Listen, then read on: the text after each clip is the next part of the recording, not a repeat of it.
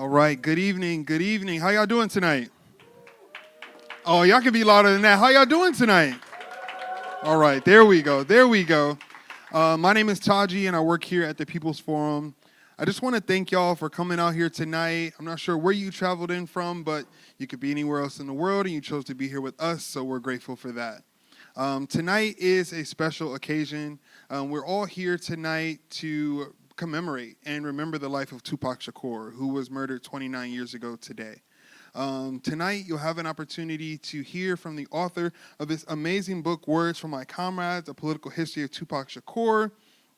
In this book, in this conversation, we'll dive a little bit deeper into his political history, his relationship to the Black Panther Party, and how all of this contributed to his philosophy of life and living, and how this also contributed to his development as an artist.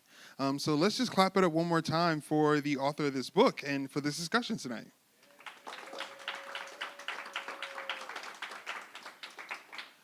So in welcoming you here, I would be remiss if I didn't make a really huge announcement. For those of you who don't know, the People's Forum just celebrated 7 years. Yes. And in those 7 years, we've welcomed, I think it's about 40,000 people have come through the doors, hundreds of hours of political education, over 200 organizations have used this space.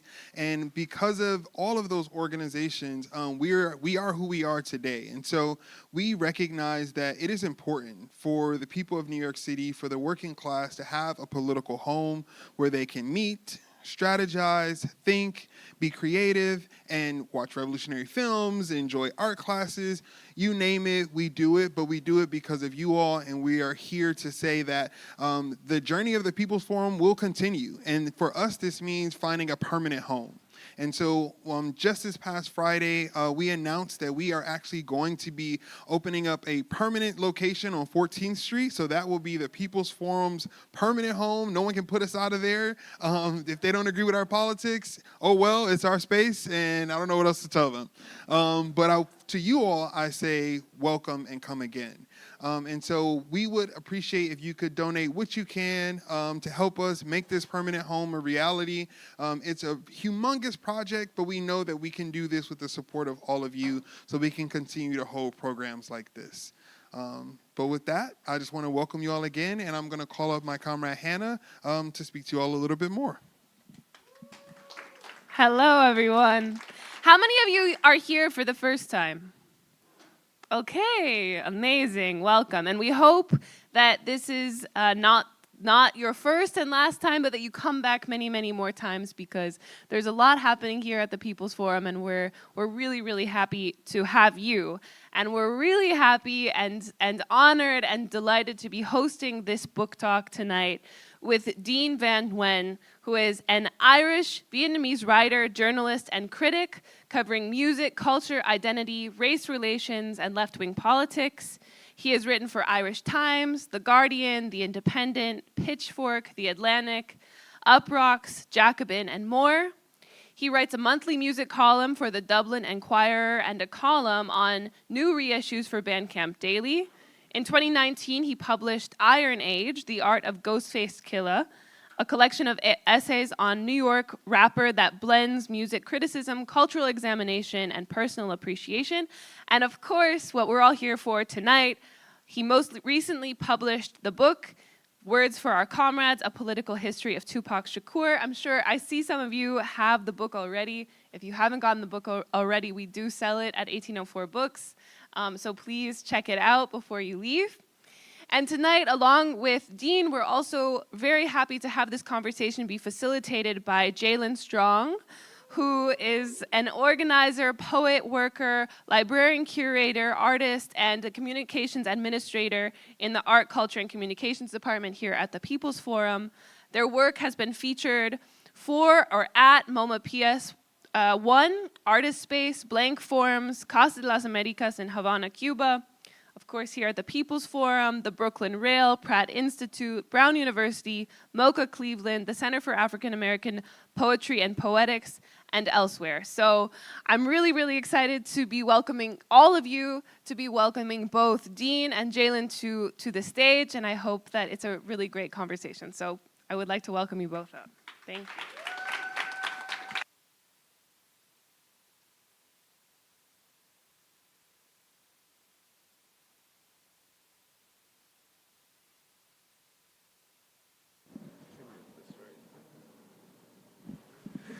Okay, how's everybody feeling? How's everybody feeling? Okay, beautiful, beautiful. Welcome to the People's Forum. Welcome to Words for My Comrades, a book talk, a political history of Tupac Shakur. And again, welcome to Dean. It's a great pleasure to be here to talk about this robust book, to speak towards its inner workings, its periphery, the things that happen in the history, but also as it sprawls out on the page that you produced here. And it's really a pleasure to be here on this date also. To Taji's point, when we think about Tupac Shakur, when we think about his murder, is something that continuously, when we think about culture or history, is something that's distilled in this kind of fog, though details emerge every few years about this sort of historic cultural feud. There's always this sort of strangeness to it, and I think that we'll get into that. We'll speak towards this lineage and this critical history as it stands towards building people's culture, building a culture that speaks to the conditions of Black, working, and oppressed people here in this country and abroad, of course. And I think that it'll be a really, really special one. What about y'all? Y'all think the same? All right. I think first, to go off script a little bit, just because we just said it, a fun question would be, what's your favorite Tupac song that you've, over the years? Yeah. My favorite Tupac song? Yeah. Thank you everyone for coming so much. It's really great to see you all. I think I probably would pick two, which would be Keep Your Head Up and I Get Around, because I think they both capture like the two sides of Tupac so well. If I'm at a party and I want to play some Tupac music, I think I Get Around always goes off, but then Keep Your Head Up is one of his probably his greatest maybe social conscious tune as well. So I think they really complement each other. So I can't really separate them. True. Keep Your Head Up, of course, coming from the 1993 Strictly 4 album, which many of us probably know, The Blacker the Berry, the Sweeter the Juice. Kind of a colloquial term at this point, but something that I think is really entrenched in the Tupac history. So we'll come back to that. I think we'll come back to the playing of music, we'll come back to the upbringing in Ireland and the book. But I think a really quick framing that I think is bound to be a part of this broader discussion is this aspect of the beginning of the book, this foregrounding of Tupac, of looking at him not just as an iconic rapper or artist, but as a political subject. And in the book, of course, for those of us who have read it and those of us who have not yet, the foregrounding is, of course, about the Black Panthers, the history of the Black Panthers, Afeni and Afeni Shakur, and of course, the popular culture of the late 1960s, and of course, in Tupac's time later on in the 1990s. So I really do want to ask first, I guess, very simply, why did you decide to write this political history of Tupac instead of what might be known as more of a music biography? What is the difference between doing this kind of writing and doing a sort of maybe boilerplate explanation of his life? Yeah, I think the driving notion of the book was always how did this rap artist who made songs that people like to dance to become a symbol on like the scale of like a Che Guevara type, and even talking to Manolo earlier, he was talking about when he was in Cuba and how Tupac is revered there. I think you go anywhere in the world where people have faced colonial oppression or any sort of uprising against oppression, and he's revered. Like in the child soldiers of Sierra Leone, which I get into a bit in the book, used his image as his T-shirts as like a literal military uniform. And I think it's also prevalent in the country I'm from, which is Ireland. So Irish people love Tupac. We have a history of defeating colonial oppression ourselves. So that was always kind of like the driving notion, like how did this happen? And I think when I started the book, it was the answering of that question that really drove it. And even though at the start I didn't fully know the answer, so I don't know if maybe that was kind of, I did it the wrong way around. Where in the writing of it, I kind of came to the realization of it. So that I think I couldn't get there. I couldn't answer that question until I dove into his Panther heritage, which I think manifests itself in like two ways. So even if you only know like a very limited knowledge of Tupac's biography, everyone kind of knows he came from Black Panther stock. So I think the way the story is told is his mother was a Black Panther, ergo he had the spirit of the Panthers. But I was really interested, like, what does that mean, and how did that manifest within him? And much like it's been like it's very flattened in how it's inspired him and what part of his life is. I think it's the same case of just the Panther history in general. You know, like the Panthers are probably the most well-remembered or radical left-wing organization of their era, but they're also maybe the most misremembered in that people tend to remember them just for, you know, guns and black leather. But what tends to get forgotten is that they were a Marxist-Leninist organization, that you know, Huey Newton was a very daring political thinker, and that they, you know, they, you know, if you watch like movies like Forrest Gump, you'd see like their whole thing is like, oh, you know, if you were a Black Panther, you just hated whitey, right? So, but really, they saw the capitalist class as their oppressors. They saw themselves in league with the global proletariat and all the organizations. That's why you had organizations like the White Panther Party out of Ann Arbor sprung up in solidarity. The Panthers were very much in league with the Weather Underground, who were predominantly white, if not exclusively white. Yeah. So, and even like the Panthers would have even seen the black capitalist class as their oppressors as well. There was this kind of grouping of black business owners who actually opposed the ending of Jim Crow, because Jim Crow created a consumer base for them. They didn't want their consumers going to white businesses. So those are the Panthers' enemies. So his mother, Afeni, would have been very much, that would have been what appealed to her, and that would have been what inspired her to become a rank-and-file Panther. So that ideology, I think, is funneled into Tupac and becomes one of the driving notions of his artistry. But one of the things I think I really realized when in the kind of the researching, and as I really tried to chart his life, is that Tupac didn't grow up in like the best days of the Panthers, like the really iconic days of most of the photographs, even you kind of see here. He grew up in the aftermath, in like the rubble and the ashes of it, when, you know, the Panthers were basically destroyed by the FBI and other clandestine government groups. And the Panther generation he would have known a lot of them were, you know, in prisons. Like a lot of them were struggling with addiction. Like his own mother struggled with addiction. So I think he would have grown up in very much in the background noise of like regret and bitterness and sadness of the revolution that didn't come. And I think that probably inspired him to realize that in the 1990s that he couldn't just be a Panther in that mold. He had to tailor his message, he had to tailor his ideology to the times. And I think he really saw rap music as a great weapon to strike against empire. And I know this is a long-winded answer now, but no, it was perfect. But there's actually a really crucial moment in his late teens when he's in Digital Underground. You know, part of his job in Digital Underground is he's you know, dancing on stage with blow-up dolls and all this kind of stuff. Yeah, this is even after that. He started off as a roadie, and he's also the chairman of a youth organization called the New African Panthers.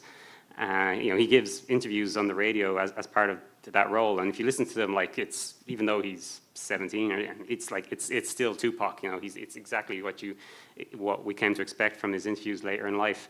But he came to I think a moment when he had to decide: do I pursue the activism route or do I pursue the music route? And he chose music, and I think, well, you know, music was ultimately his passion. Like that was like one of the things that he loved. But also I think that he came to realization that actually I can funnel my activism into music as well. You know, I don't have to split myself in a way, and this is the best way to get my message across. And I think that was his real genius, to use that word, that he had this ability to get these like very impactful messages through the very tight margins of a song, and that's why I think he resonates so heavily today still. Yeah, I think that's pretty apt, and I'm kind of struck on this premise, right? I think it's important for us to make the context that you're right. The 1990s is a different political landscape and environment to the 1960s of the Black Panther Party. You mentioned, of course, that the foundational aspects of the Panthers, of course, is a Marxist-Leninist ideology, of course, is fighting and bridging towards a revolution for all oppressed people, but centering this Black nationalist ideology at the beginning, but of course, maturing and creating this lineage in which we come to understand the Panthers now, like this full encapsulated vision. But I think it's important to look at the people and the reality in a way that I think Tupac did. There are shortcomings of revolutionaries, right? In the same way that there are shortcomings of Tupac. And I'm wondering here, what, of course, like you premise that this worldview is injected into him in a way in his upbringing, both the pessimism and the optimism, this sort of dialectical relationship. But I'm wondering, how exactly do you think that came apart? Is it the lyrics? Is it the presentation of himself in media interviews? Is it the way he related to friends? Is it diary entries that we have seen and have access to? So I'm wondering about that. I'm also wondering about this interview process. In the book, you have a lot of quotes from former Panthers, from people who you had the chance to speak to interact with now. And I wonder if you could speak to both those things in a way, about how time created for the conditions for Tupac to respond in the way that you're speaking to, and how time now interacts with these sort of conversations of people who were in the party and are still living and have this like adept knowledge and vault to the history. Yeah, just to cover your first point there, I think that one of the reasons as well that that people identify with him is because he was very driven by raw emotion. He was very from the gut. As much as I think he is in the lineage of a Huey Newton, he wasn't the same kind of like clear political thinker as him. He was very he spoke his mind in a really impactful way, which I think is why, as even years later now, it's a lot of the time it's his interviews, as you mentioned there, that tend to resonate with people, and how they seem so prophetic. So I think that was part of his makeup and part of his ultimately like why he resonates so much, and I think as well that was something that made him so prolific an artist. I mean, ultimately he could. There's a scene when he's making All Eyes on Me, when the one of his producers like just runs out of beats, and like Tupac gets great pleasure in this. So yeah, I think that's. And these are kind of the characteristics now that really seem to have stuck with people, and again, so in the answering of that question, why this particular man, like this particular artist, and why has he achieved that kind of level of notoriety? Yeah.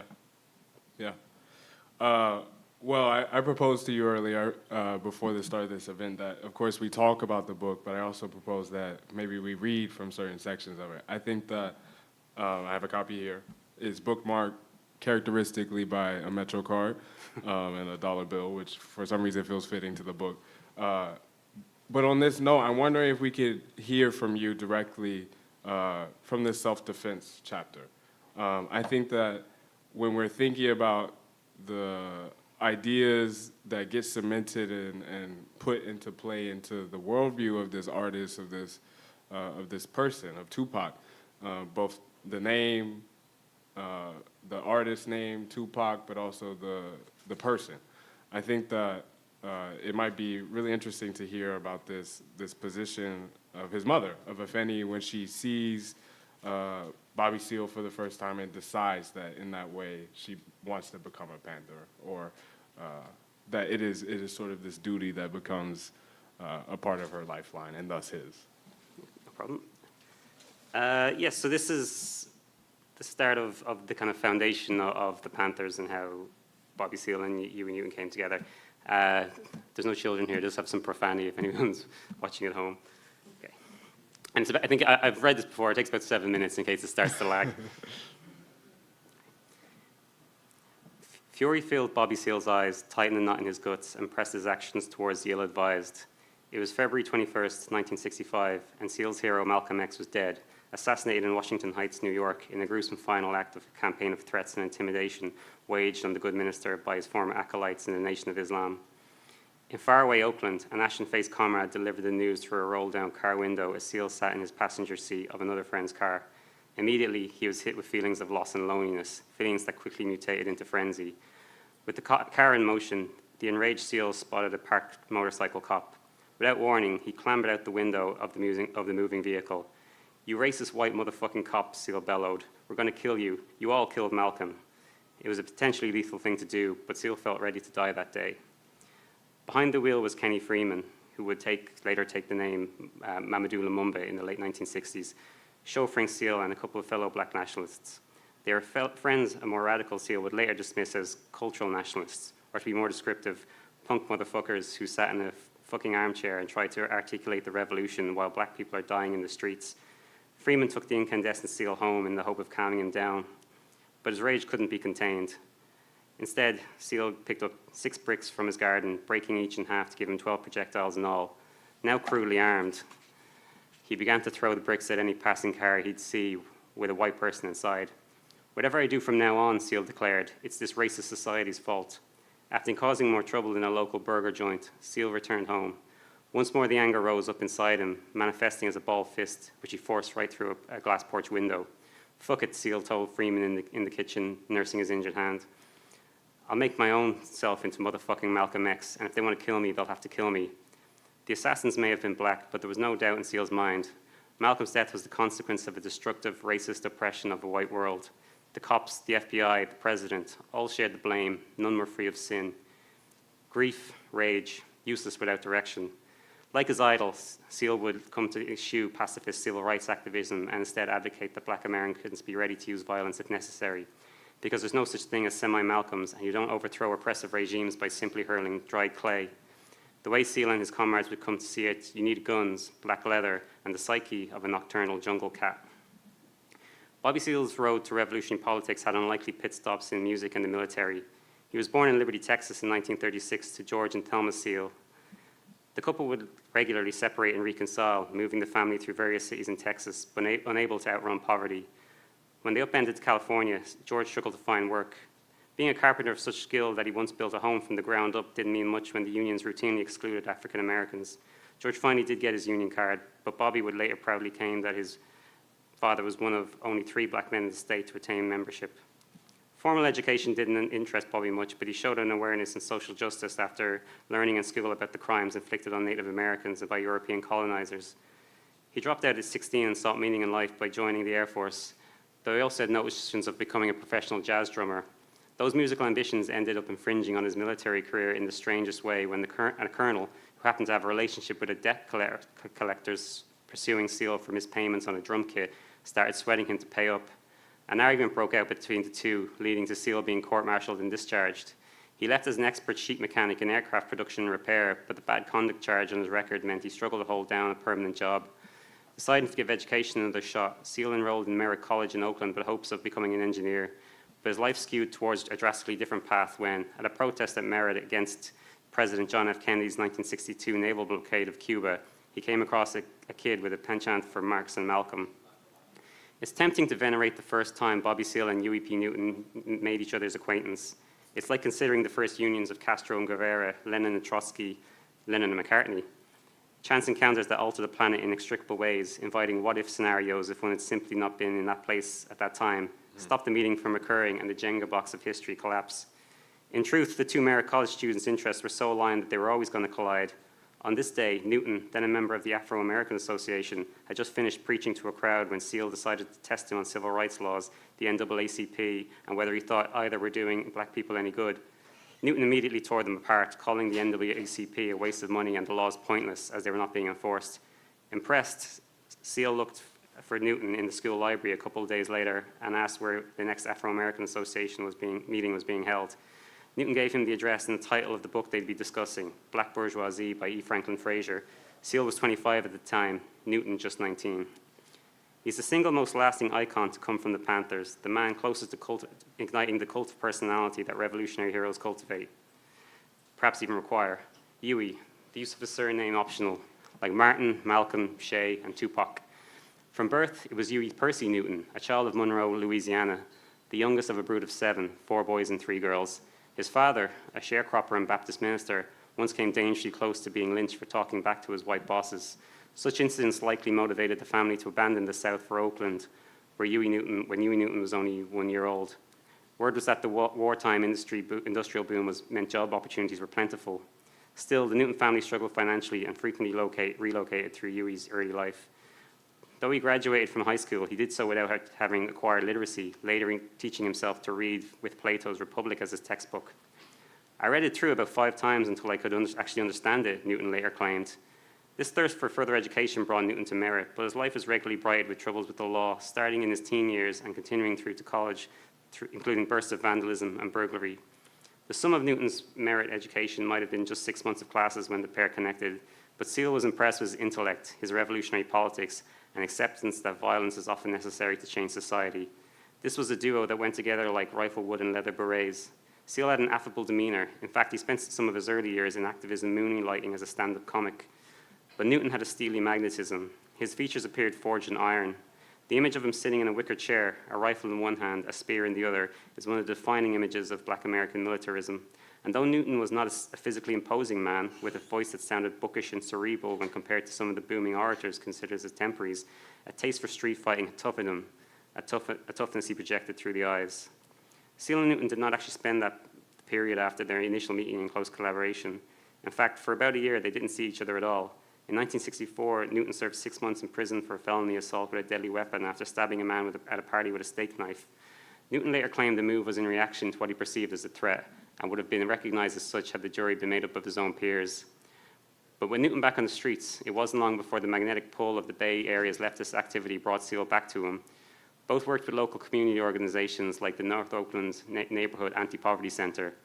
Alongside activists such as Kenny Freeman, Seal invested time in the Revolutionary Action Movement, a Marxist-Leninist black national group, a group frustrated by its soft underbelly. When he burst into one of the group's houses after dusk and found the ruckus had caused members to hide under their beds, Seal knew it was time to split. Their revolutionary principles and experience of on-the-ground activism left Seal and Newton eager for a new kind of black politics, one that embraced inner-city youth as a revolutionary proletariat, a movement that would further Malcolm X's message of freedom by any means necessary to new levels. All they needed was a final push. Thanks.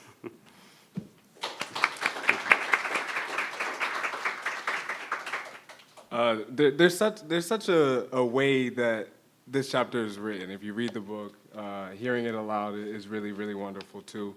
It's difficult, and this is a compliment. It's difficult. I think there's many books that write this history out, that synthesize it.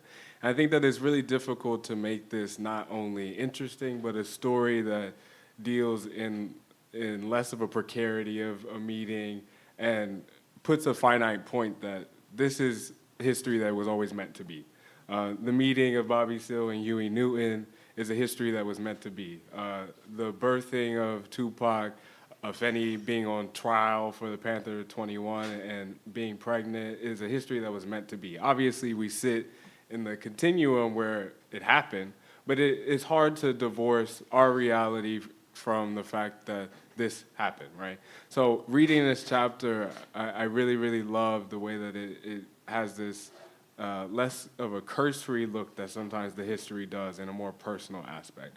So that's my compliment.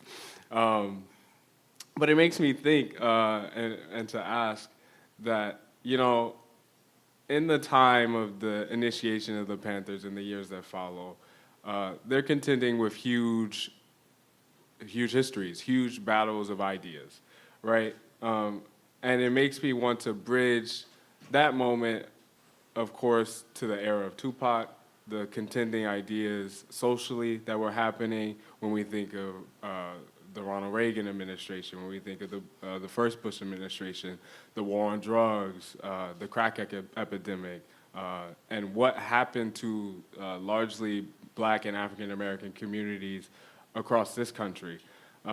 We saw, difficult realities then that I think we're contending with now when we're looking at what's happening here in America today, when we're looking at the genocide in Palestine, when we're looking at the issue of climate catastrophe all across the world, when we're looking at Africa continuing to be pillaged and underdeveloped from Sudan to Congo to different places suffering debt from the IMF and what have you, it's making me really want to ask, what can we learn from the history of the meeting of the Panthers, of the initiation of the Black Panther Party? What can we learn from Tupac in this moment when it feels like despair is the easy path to turn toward? What can we learn from these people who provided us with a really robust vigor for justice?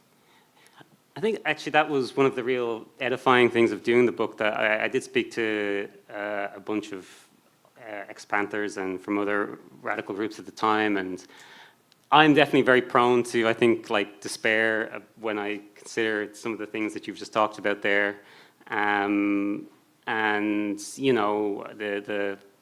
I've kind of almost given up on like the idea of like electoral politics. I think I probably have given up on the idea of electoral politics will ultimately provide liberation to the people who need it. But when I spoke to a lot of the old Panthers, and obviously there's always the kind of the trope that young people, because the Panthers are like very young, like a lot of them. The youngest one I spoke to, Kit Kim Holder, we were talking about last night, he was like 12 when he joined the Panthers, and Nile Rodgers from Chic was a Panther at like 16. So these were like kids, and there's always that trope, that kind of expectation that young people start out more left and they drift rightward as they come to realize like the kind of challenges of like home ownership, or they start making more money and they decide they don't really want to pay any more tax than they used to. But what was inspiring with the Panthers that I did speak to is that they all, everyone I spoke to, and there's a few exceptions, like particularly like Eldridge Cleaver, who became a registered Republican, but they all still believed that the revolution was going to come. And I did a post about Cleo Silvers, who, when I spoke to her, sadly she wasn't in great health. I talked to her twice, and she was a Panther. She was a young lord. She had been Tupac's occasional babysitter as well, and she passed away a few weeks ago. I think she's one of there's kind of a generation of older people who have been forgotten, who've never really re-emerged from COVID. She was, I think, housebound, and I spoke to her a couple of times, but she was so like steadfast in the way she put it. Like, there's no way that a system like capitalism that creates so much misery and so much disparity between the haves and the have-nots can possibly sustain.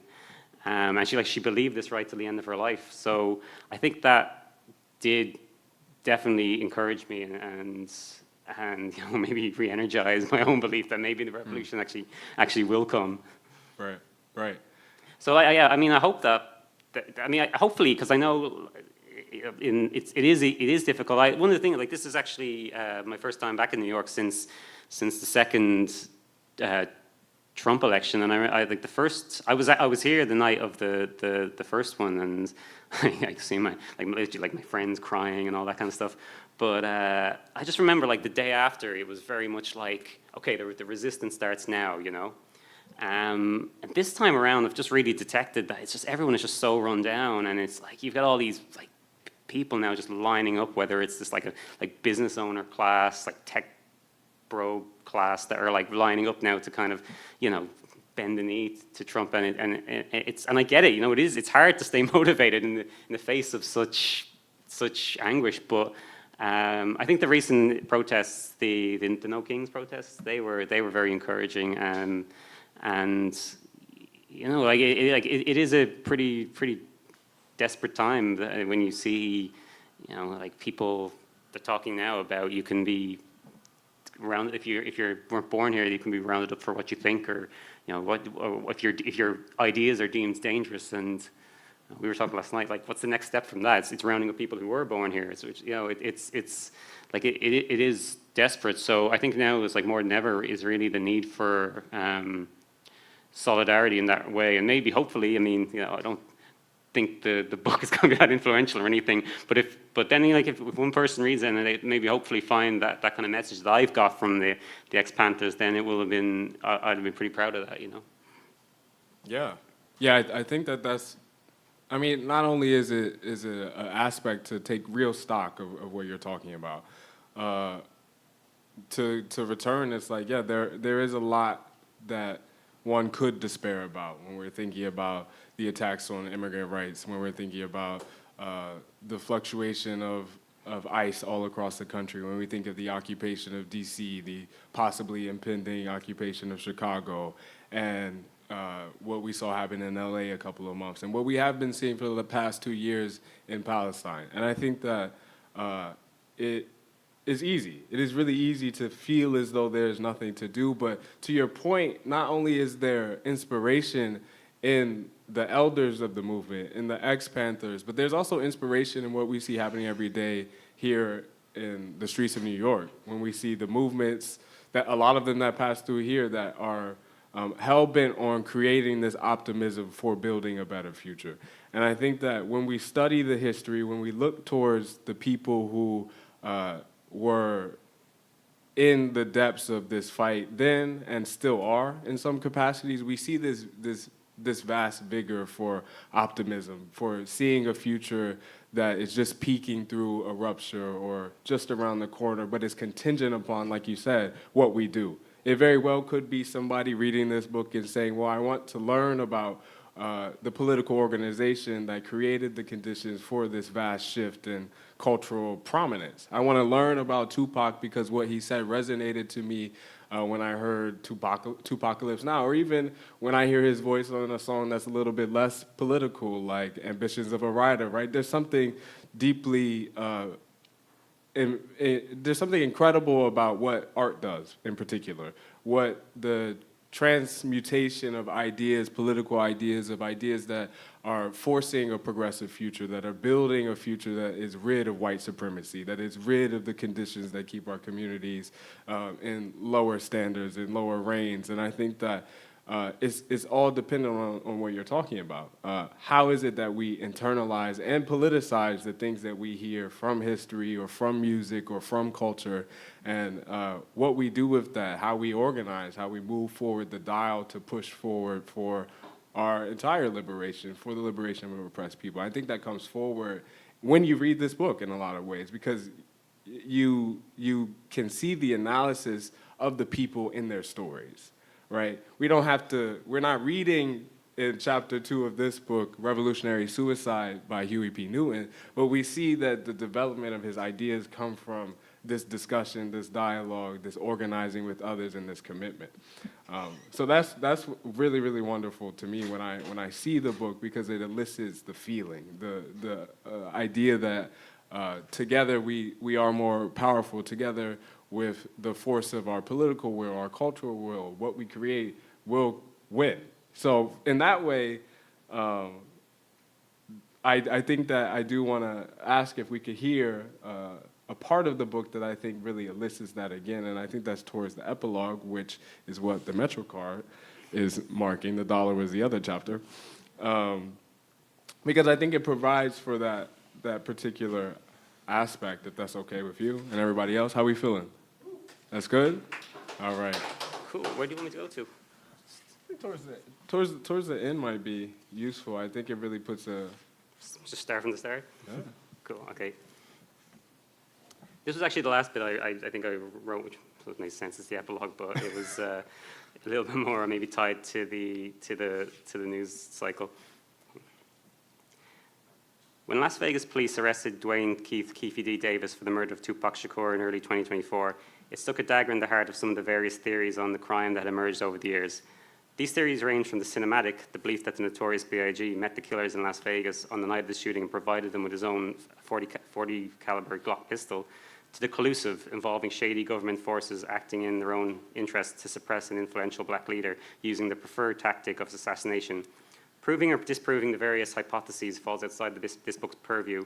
Still, I do not blame anyone aware of the political history of the Shakur family for considering the possibility that Tupac's murder was provoked by more than a brawl in a hotel lobby. Once you wade through the murky waters of shadowy government agencies and politically motivated assassinations, you cross the Rubicon into the world of conspiracy theories. False conspiracy theories, from Pizzagate to the racism-fueled allegations regarding President Barack Obama's birthplace, have, in recent years, become a recreation of those on the political right, distracting their believers from the very real society problems that plague them. And so the instinct and duty of leftists is into pushback, to fact-check, to correct the record. But it's crucial that in defending the status quo from the right, the left doesn't lose sight of the possibility and probability of clandestine chicanery from those in positions of authority. From COINTELPRO to Rampart, I hope this book serves as a reminder to the left of the potential, even likelihood, of absolute power corrupting absolutely. The ultimate conspiracy theory surrounding Tupac's death is that he is not, in fact, dead.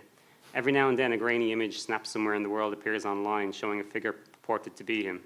My favorite hypothesis is that Tupac faked his death to join his fugitive godmother, Afeni Shakur, in Cuba, because it places Tupac in the righteous lineage in which he belongs. Picture him in the nation that provided a thorn in the side of many U.S. presidents, living quietly, bettering himself, perhaps waiting to someday return. Would Tupac have stood with his leftist roots if he'd lived? It's hard to predict what the indignity of aging can do to any person. Rappers are no different. There's an internet meme of Ice Cube that mocks his transition from gun-toting renegade to cuddly star of family movies. Snoop Dogg has become a figure embraced, beloved even by mainstream America. So it's entirely possible that a middle-aged Tupac would have become softened, centrist, less serious. But I think it's probable that, like many of his surviving Panther forebears who never lost sight of or faith in a better tomorrow, he would have continued to use his voice to stand with the masses, the downtrodden. When speaking to ex-Panthers and other leftist activists from the same era for this book, I typically finished up by asking a variation of the question, do you still have faith that the revolution is coming? It would be understandable if their resolve had been shaken. All of them had experienced crushing repression at the hands of the establishment. As they grew old, they witnessed the rise of dangerous new reactionary politics in America in the form of Trumpism. There was the battering and decimation of Gaza, a heartbreaking topic many of them broached as we spoke, and the sense that humanity's moral philosophy had been desperately corrupted. Yet not a single one of these battle-scarred activists I asked had stopped believing that the revolution would arrive, or at least they wouldn't have been seen to admit it. I have absolute faith because the struggle is a process, insisted Jamal Joseph. I'm encouraged by the young people that I meet that want to fight the fight, that want to learn. They want to sit with veterans of the movement and ask, what is it like? What is it really about? And what can we learn from you in terms of what you did right, and more importantly, what you did wrong? I wonder whether in this hope in seemingly hopeless times that explains Tupac's enduring appeal. In death, his image is calcified into a symbol for people to tightly hold, the spirit of rebellion, a tower of strength when all seems frail. It might seem strange that many people's takeaway from Tupac's life has been a message of hope. He was born on the wrong side of American capitalism's wealth inequality, watching on as his elders struggled in the aftermath of the failed revolution. Tupac's life became a violent spiral, which eventually led to his demise. Pull back the lens, and the Tupac story intersects across many of the ills of the American 20th century. This is not a happy chronicle. But he was a man who hid very little of himself. He seemed to have little interest in cultivating an image, using interviews to deliver a stream of consciousness commentary on the state of the world, or showing the worst side by spitting at reporters. So if contemporary audiences look to the positive, it's perhaps because they have to. This has been necessary because the Panther's vision has not yet been achieved. Envisioning alternate histories such as a world where Tupac Shakur had lived is a trait unique to human beings, as an interesting mind game to play. But in the one reality we do find ourselves, Tupac will never truly be laid to rest. I think I'll better leave it there. Beautiful. Thank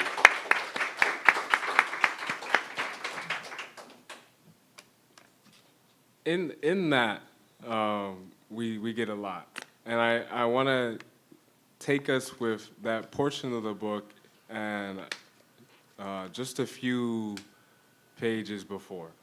There's the point, and I want to read the direct quote here. On 304, it's a very simple sentence, and it kind of, when I first read it, I kind of went past it, read a couple pages, and I stopped. And I came back to it because I felt that it was a huge crux to the book. You write, Afeni Shakur advised her son, that the beef, and this is the East Coast, West Coast rivalry of hip hop that we all come to know, was reminding her of the tactics of COINTELPRO, suggesting that she suspected greater forces were turning these influential black artists against one another. And that's the end of the quote. In the epilogue, I think you briefly speak to that, and what you just read sort of ends on that point.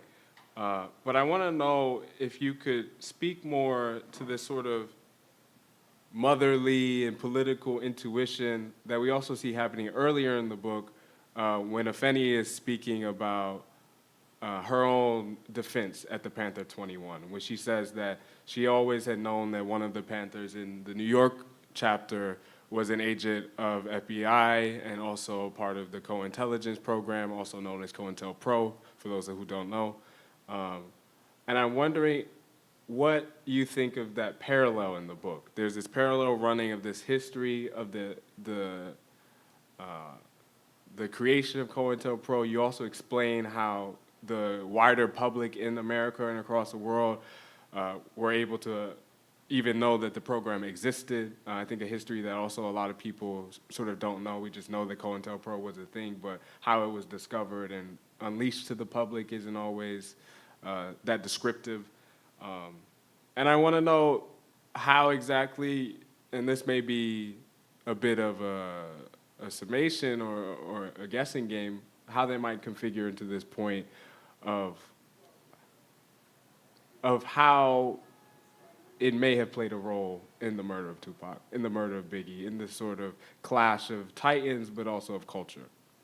Yeah, and it's interesting because I never lay out explicitly the parallels between the paranoia really I think that gripped Tupac regarding the first time he was shot and survived, and the how the FBI used to instill paranoia into groups like the Panthers, and not just the Panthers, but anyone they saw as subversive, and that could be so wide as in at one point they had under COINTELPRO they had at one particular college every black student under surveillance.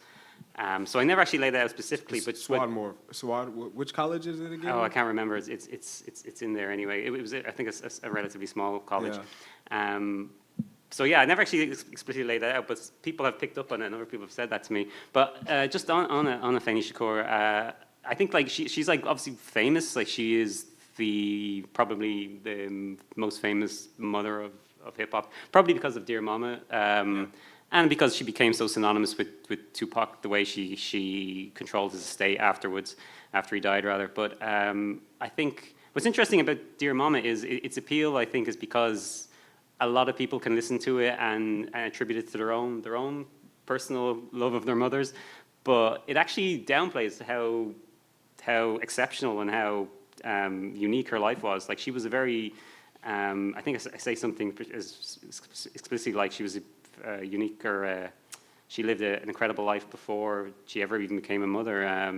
And particularly for the Panther 21 trial, which I thought the book was a good opportunity to go into that trial again in detail, because it happens concurrently with the trial of the Chicago 8, the Chicago 7, Chicago 8, and it's kind of been both trials would have shared a lot of the same legal team, legal resources. In fact, the Panthers actually suspected that they were both put on concurrently to split their resources, but that one is seen to be a lot more remembered. But the Panther 21 trial at the time was the longest, the most expensive trial in New York history, and Afeni Shakur ends up at 21, 22 years old with limited education, defending herself against charges that she was conspiring with 20 of her comrades to bomb a series of New York buildings, and she ends up winning the case, and she was facing oblivion, and she was heavily pregnant at the time. She had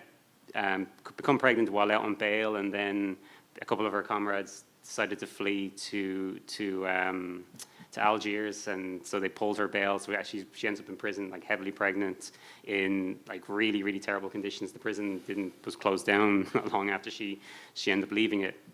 So I mean, this is an incredible achievement on its own, and I think is worth remembering, worth like celebrating. I think if you consider yourself part of the radical left, but I think, and how that funnels, I think, through to later on as well. I actually tend not to believe a lot of the conspiracies around Tupac. Like, you know, I think I say explicitly, like the guy who killed him ended up being like the guy who wrote a book about killing him, who, you know, did multiple interviews claiming and detailing how he did the murder.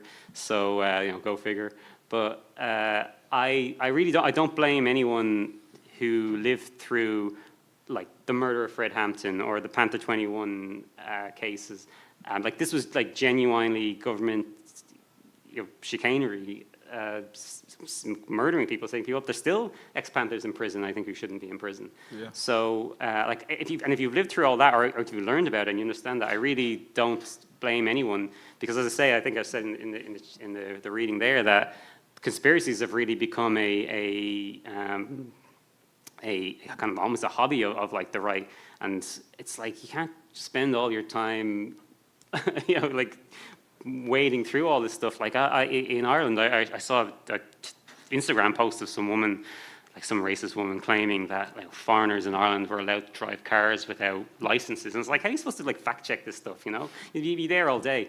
So, you know, as much as we're driven to do that, and we're saying like you're spreading lies and you know, just to incite people, we can't, I think, lose sight of the fact that, yeah, actually these things happen, and they actually have happened frequently to the left over the generations.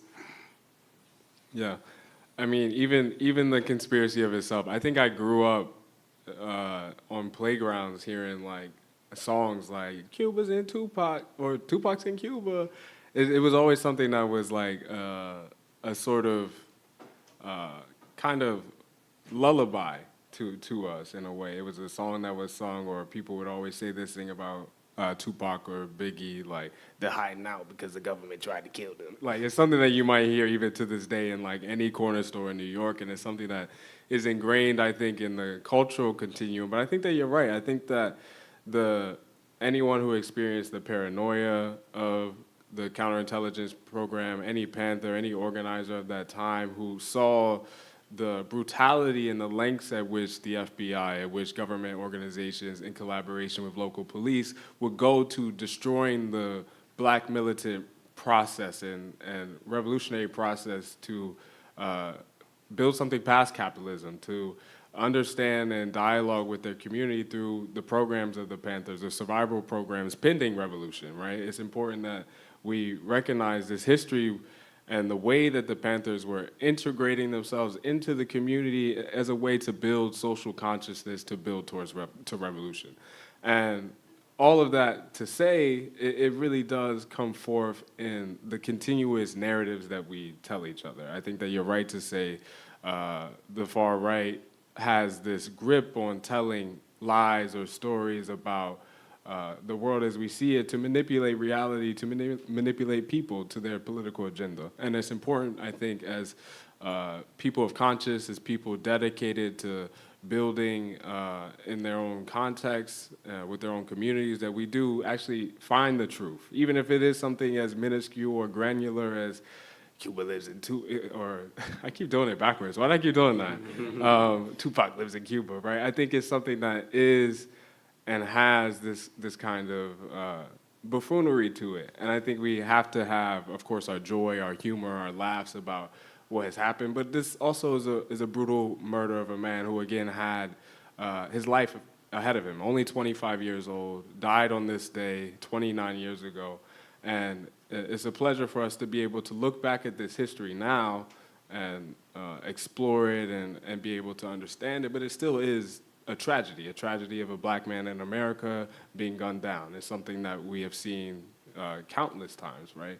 So all of that to say, I think that my last question is going to backpedal a little bit, and it's going to ask a lot, at which I think is in the introduction of this book, about the context of Ireland, about hearing Tupac, listening to Tupac, growing up with the music and how it resonated to your upbringing, but also to the culture of Ireland, to the people's movements there, and anywhere else for that matter.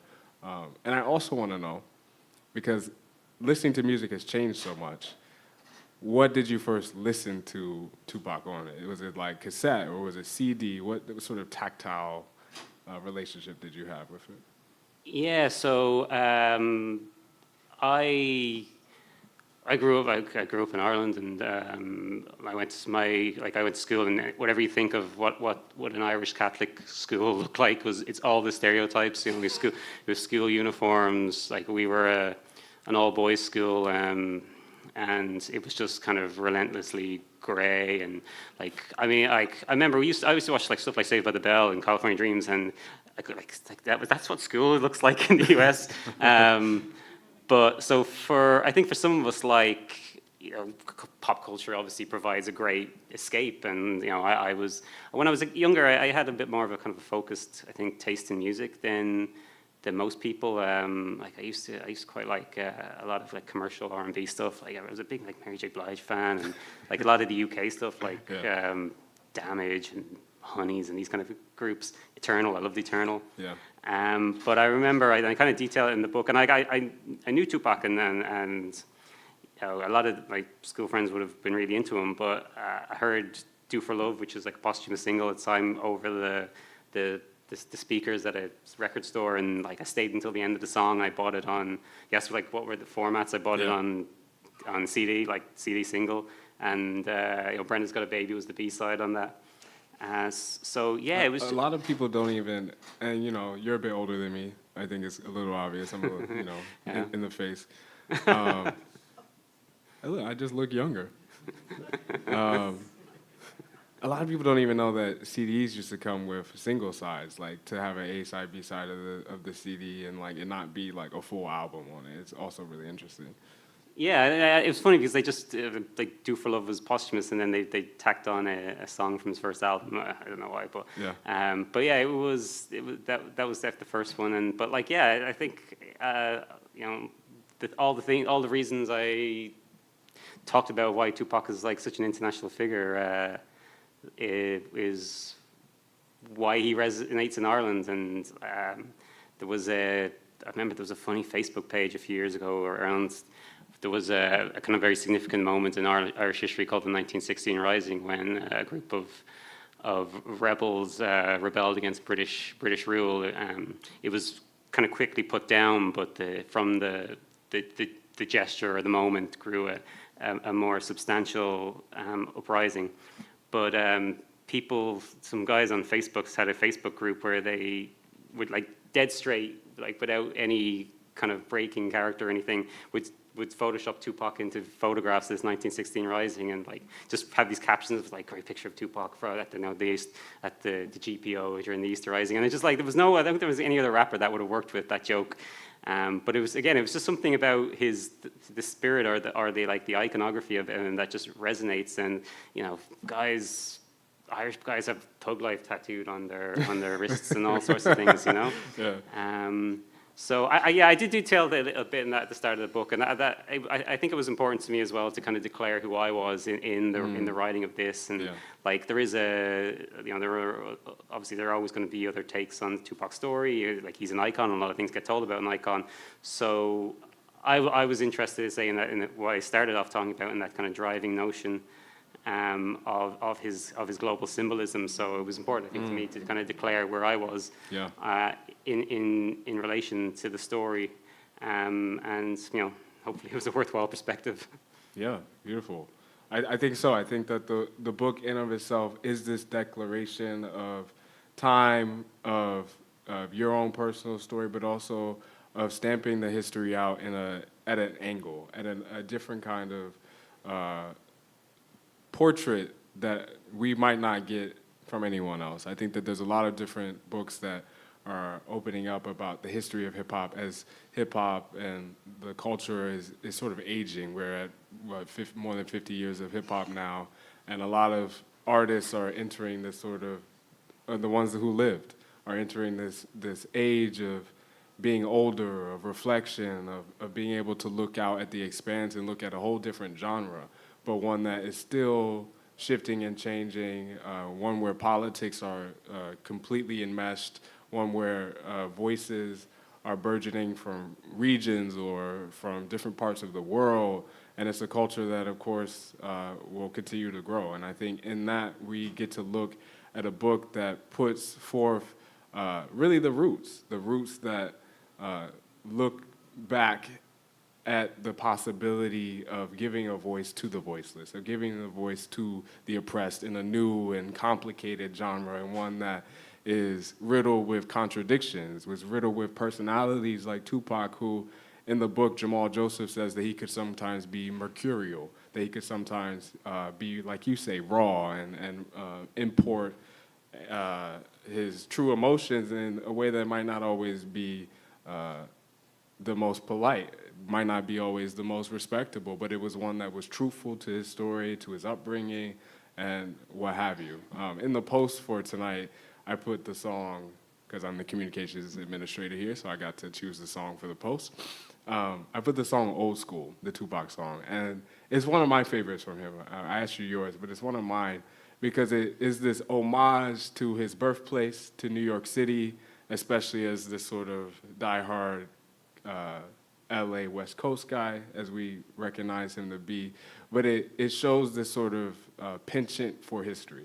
It shows that there is a lineage that he followed, that he understood as far back as the days of Digital Underground, but also understanding the birthplace of the culture and music and wanting to push it forward to reach as many ears as possible. And I think that in this way you declare it not just in a way that is personal, that is passionate, but it also lies in the true history that this isn't a person who did not know where he came from and did not know what he fought for. So in that, I just want to end my portion of questions here and give a round of applause for Dean here, please. Thank you. And I think that we have time for a couple of questions from the audience. If we have any, you can just raise your hand, and there's going to be a mic runner that comes to you.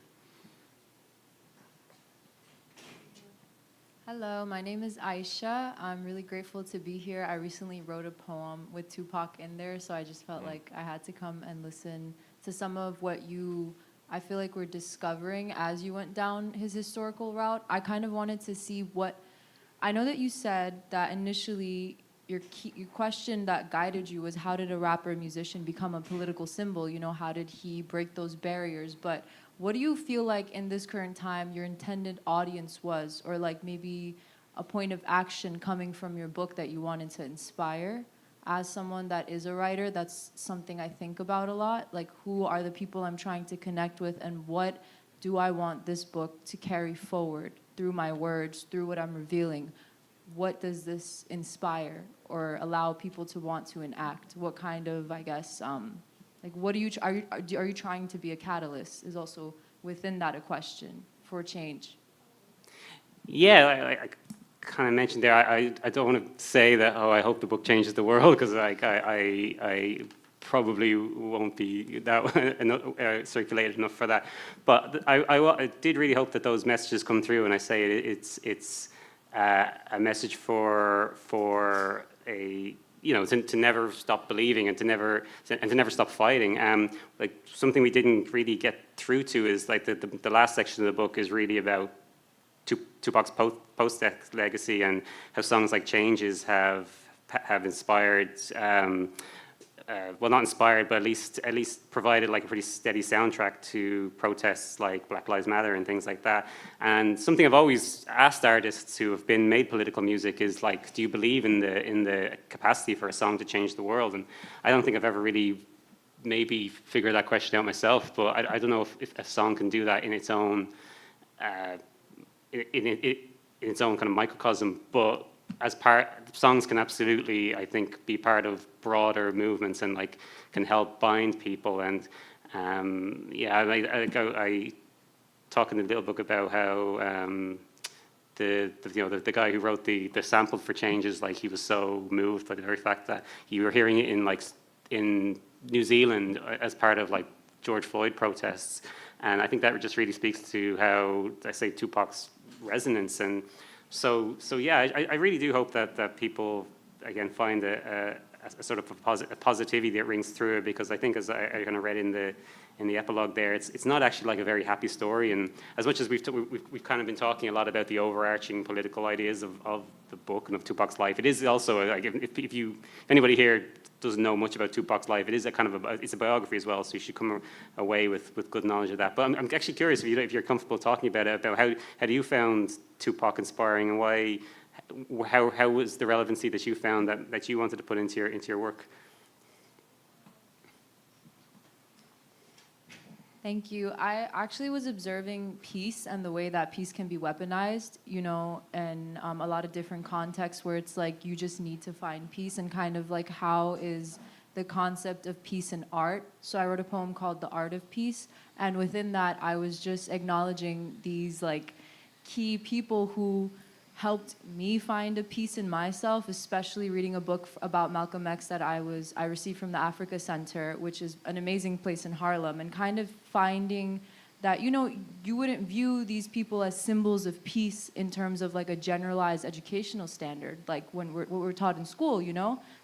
But in my personal life, they've brought me like the way that peace can be maneuvered through their work, even within the aggression and the anger and the release, there is a peace there from a listener to the person speaking. And so I was kind of just like observing that, and Tupac came into my mind because it was just about like the resistance of his words, and how is that not peace for me? You know what I mean? Someone else can perceive that as anger, as an attack. For me, that is a peace to be seen, for someone to be able to express what I live in pieces. Yeah.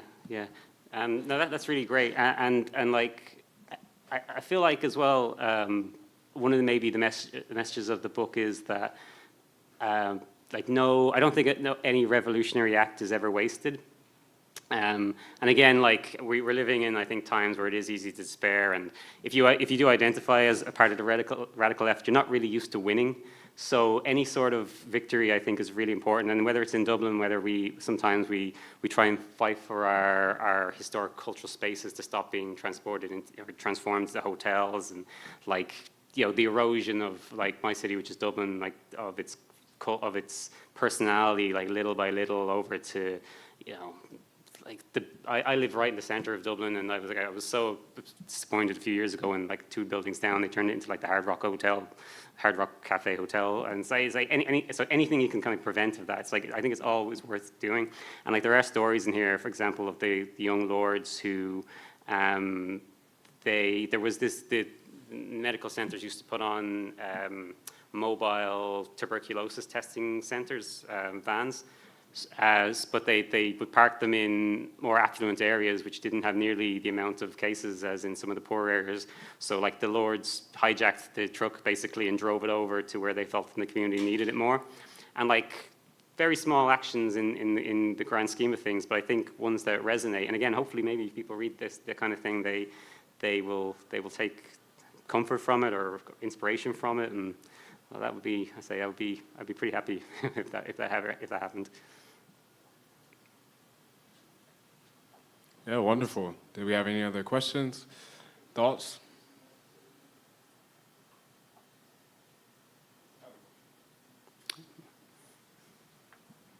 So I guess my question is 2 parts, but what inspired you what inspired your research, and what was that journey like? And the other question is, how did you get such detailed information on the events that happened in Tupac's life? Yes, it's funny because when I started it, I was like, you know, I knew broadly the Tupac story, so I was like, no problem, easy, you know. But like the research really took me down. Like it was a lot. I started to feel like a lot more like, because I'm really a music blogger, but I started to feel like really like a historian when you're going through, you know, court documents and police reports and like reading a bunch of old books, and like, you know, a lot of the material, I think, as well, the books that you read about some of the organizations that I did cover, kind of like the Weather Underground, like they're all like highly critical of them, but you're trying to crimp them for like good information, and then like the interview process, which I always find the most enjoyable. I got stories I don't think that were anyway out there. I think, like for example, I spoke to John Sinclair, who was a founding member of the White Panther Party, and he's kind of most famous because he was thrown in prison for like 10 years for being found with like 2 joints, and John Lennon wrote a song about it, and it kind of became this cause that a lot of celebrities rolled behind, and they did get him released. But he was accused of being a part of a group that committed a bombing as well, and his comrades was on the FBI's 10 most wanted list for it, I think. But even he died not long after I spoke to him. But even I saw in some of the posts that people were paying tribute to him, they were talking about like, oh, this bombing, like they completely stitched him up. And when I was speaking to him, I was like, oh, well, how did you feel like when the government was trying to pin this bombing on you? And he was like, oh, well, we did the bombing, and I don't think it's anywhere in. I haven't found anywhere else on the record where that's been confirmed. I think the reason why he was comfortable in talking about it is that his comrade had died not long before that, so he felt like he wasn't going to get in trouble now for it. So like there are stories in there that I hadn't seen anywhere else either, that even if they weren't necessarily a part of the like core narrative or core propulsion of how the book worked, that I just felt needed to be in there just to get them on the record. So yeah, it was intense, but it was very, very rewarding. Yeah, and I was conscious as well, because like I was about a third of the way through when they announced that the estate were putting out a book. So I think from that point it was always kind of trying to make it different from what they were doing.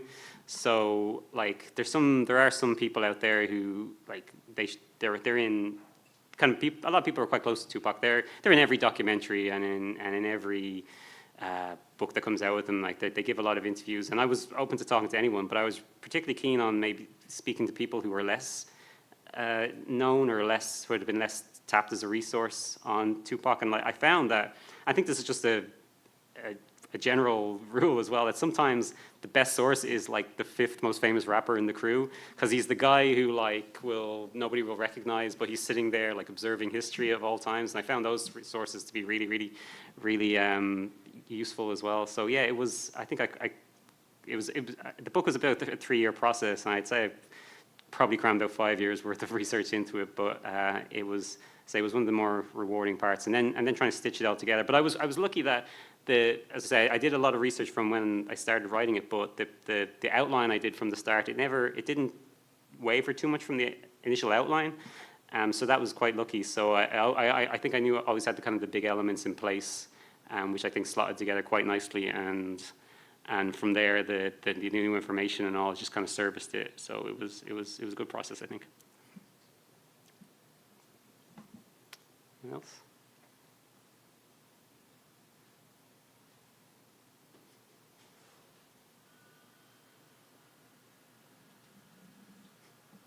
Oh.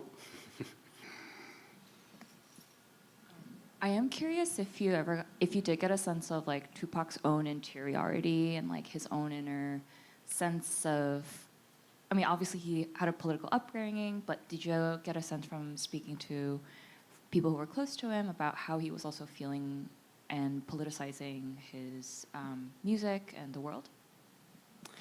I think like in terms of trying to get to know like Tupac the man, I think the biggest impulses I came away with was, as I touched, that he was very driven, I say, by raw emotion, and very,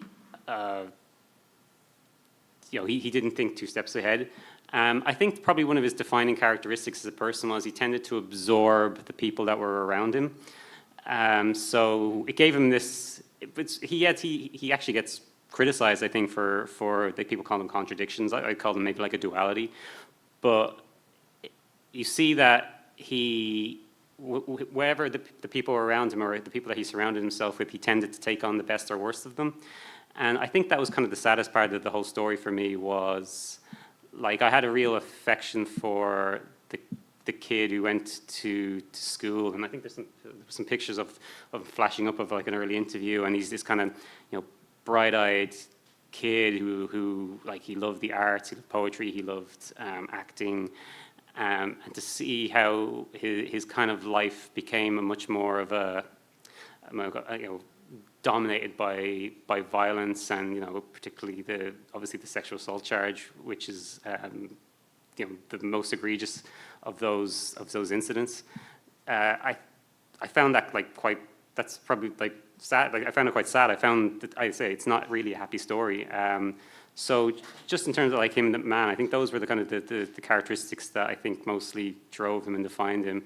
But yeah, in terms of you're asking a question about his the politics he actually put into his music, he was very kind of he absorbed the world around him. It's why he wasn't from LA, and yet he embedded himself really into the gang culture at that time, which is at the time this is the kind of height of the Crips and Bloods, and how all over the world I think LA was starting to define even the idea of gang culture and gang colors. And he went from a guy who saw himself as someone who could walk between both factions and bring them together, to obviously then, and someone we haven't actually mentioned, was Suge Knight. Once he hooks up with Suge Knight, he becomes very affiliated with the Bloods. And I think one of the really interesting things, one of the guys from Luna's, actually, this is what I'm saying, sometimes you get really insightful mentions from people who are very adjacent to the story. But the Luna's, they do I got 5 on it. But he was saying he was from Oakland, which was, Tupac was much more an Oakland guy. He was obviously very, he moved around a lot, but if he was from anywhere from California, he was more Oakland. And he was saying to me, as Oakland guys, we're not going to get accepted in that culture. We're never going to get accepted by LA. We're never going to understand it. And I think there was probably an element of that where Tupac saw that as being his a world that he needed to inhibit, which he didn't quite understand, and then ultimately partially led to his downfall. But I think that's just an example of how he interacted with the world around him and the political and the social fabric of society, and how he tried to, I guess, put it into his work, but again, without ever really any overarching ideas about how it was going to work in his music. It was very natural, I think, and very, very organic to him. Yeah, I think that also, just to add to that, there's this sort of there's this pressure that you see in Tupac. When you say duality, there's this constant sort of flow of where one should be. When you watch the interviews, when you listen to the music, when you look at the years of each album, and you see the tone shift, or you see the ideas sort of move through being more gangster rap, or being more obsessed with appearance, or money, or what have you, maybe moving away from more of the social characteristics of something like Brenda's Got a Baby, or Soldier's Story, or a lot of the Tupacalypse Now, or Strictly 4 music. You see this sort of passage of time in culture and in the sort of progressive and unfettered development of capitalism in the U.S. You see this war on drugs aspect. You see all these things, and Tupac often said it's on maybe each of the albums, and in many interviews he's like, how am I to be except for a product of my society? And that's both an excuse, but sort of a truth, right? When you're being absorbed into this limelight, when you're being absorbed into this this tendency of capitalism to be this individualism, you do lose sight of these sort of core tenets of personalities, these core political tenets, but there was always this struggle within, in the same way that there's always the struggle without, the struggle for political consciousness as we see it now. There's constantly this relationship. And for me, when I hear that question, I think I see somebody who was trying, who was in a difficult position where black radical culture, even at that time, it's happening now, and it's been happening over the last 20 years, but when we look back 30 years, it's being subsumed by commerce, it's being subsumed by capitalism. And I think that when we read this book, it is up to us to extract these lessons of wherein the politics illuminated this idol or this person to push forward the people around him to a better horizon, a better egalitarian horizon, one that's filled with joy, one that's filled with this love that he so I'll just say that he's so creatively purported to show to everybody in every single aspect, right? There would be the very difficult moments that contradicted it, but in the book you even say there are different private life interactions that Tupac would have that completely were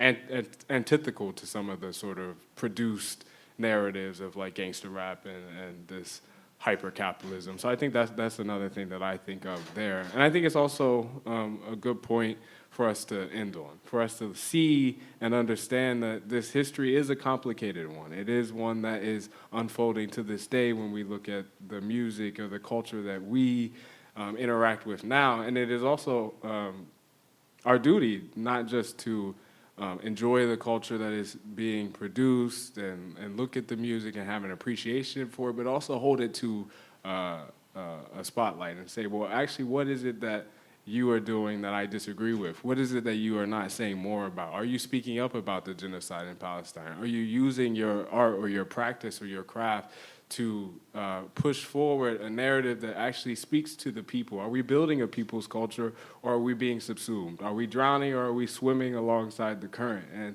in that way, I think that's a question that Tupac held, struggled with, failed at, and also completed in a lot of different eras and possessions of his own life.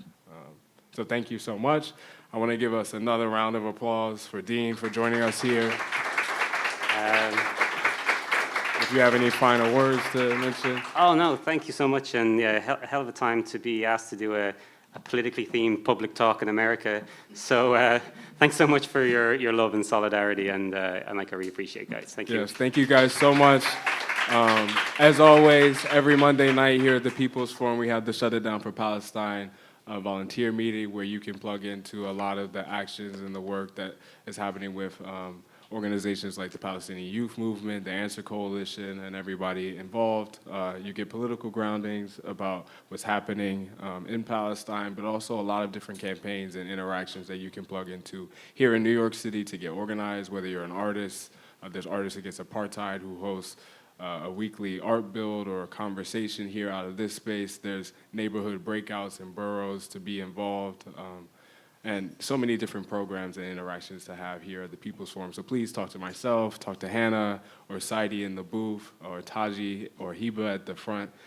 We're all here to speak, so thank you so much.